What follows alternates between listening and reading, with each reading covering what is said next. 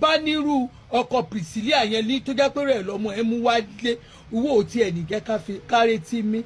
yẹ rí lásán ló fi ń ṣakọ lójoojúmọ́ àti àwọn pàǹdùkú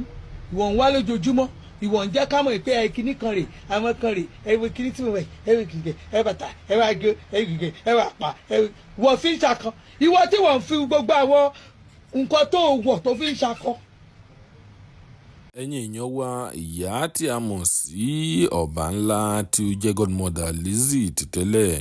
ó ti tẹ̀síwájú láti máa wọ́ Lizzy Anjorin nílẹ̀ tuurutu ó wọ́ arábìnrin nílẹ̀ tuurutu gbogbo ara rẹ̀ ni ó bó arábìnrin yìí tí ó jẹ́ ọba ńlá ó ní ó fi pẹ̀lú rẹ̀ nínú ọ̀rọ̀ rẹ̀ wípé ó náà sì máa lami òbò lé Lizzy àti àwọn ọmọ rẹ̀ lórí ẹ jẹ́ ká wo nǹkan tí ọba ńlá sọ. ìwọ tó jẹ́ pé ńgbà tí ọmọ tó rán lọ kọ́ tó rán lọ polytechnic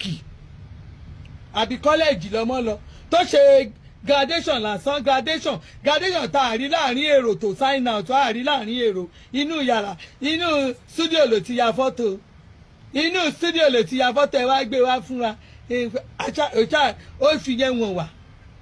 ó fi yẹn wọ̀n wá á wá jẹ́ títí ẹ gangan lóò wá lè fi wọ̀n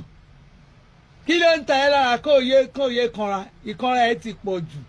ó tiẹ̀ lámùmọ́ra owó yìí ó kàn tiẹ̀ ń jowú lójoojúmọ́ ó jowú orí ẹ gbẹ ó lè bọ́ta lánàá ṣé wọ́n lò àìtò àìní irú alẹ́ yìí nìsín èpè tó mo gbọ́ ẹ̀ ló máa ṣe dápẹ́rẹ́ fún ọmọ ẹ̀ pátá èmi náà ṣe máa lámì òbòlè wọn lórí ètí máa wo ọmọ orí odó ṣé o rò pé èmi ò bẹ ṣeré ń bì má bá mi ṣeré ọmọ ṣó yẹ má bá mi ṣeré ọmọ ń bí lórí burúkú ọmọ òṣì wọ́tá àǹtíjú bá ṣe mo díjú bí wọ́n ṣe ń bẹ́ẹ̀ ṣe ń gbà mo díjú mi ni èpè pọ̀ àwọn èèyàn wá bìbà ẹlòmíà tún wá kúnlẹ̀ ẹsẹ̀ méjèèjì ni gbà jọ ìyá mi ọmọ yẹn má sùn mọ́ ọmọ yẹn máa mọ̀ pé ẹ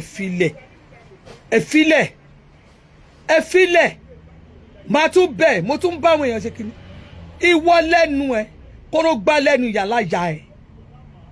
kóró gbá lẹ́nu ẹ èmi wà nú ẹni tó lè bù tó lè lọ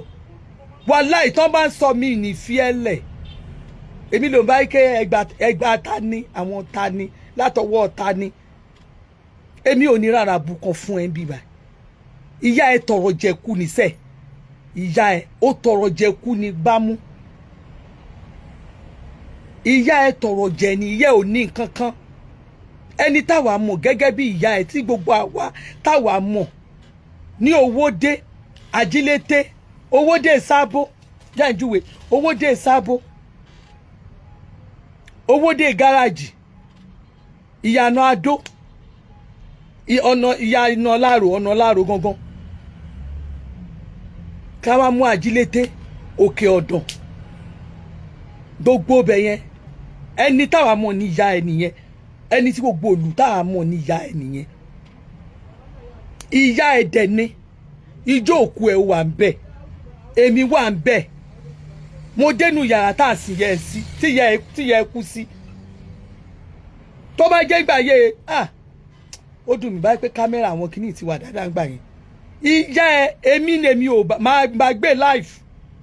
tí ó sì ń tó fẹ́ ṣẹlẹ̀ olórí burúkú olóṣì òòrò pósí kó wà wọ́n lọ gbà ó ní pósí tá ọ́fíìsì ìyá ẹ pósí yẹn 12,000 ní tọ́fíìsì ìyá ẹ mi ò bo bàbá débi wà máa parọ́ pé wọ́n nìkan nìyá ẹbí ó ṣe jẹ́ wọ́n nìkan nìyá ẹbí láàrin nǹkan àbúrò ọkùnrin yẹn ó láàbúrò ọkùnrin ọmọkùnrin yẹn àbúrò ẹni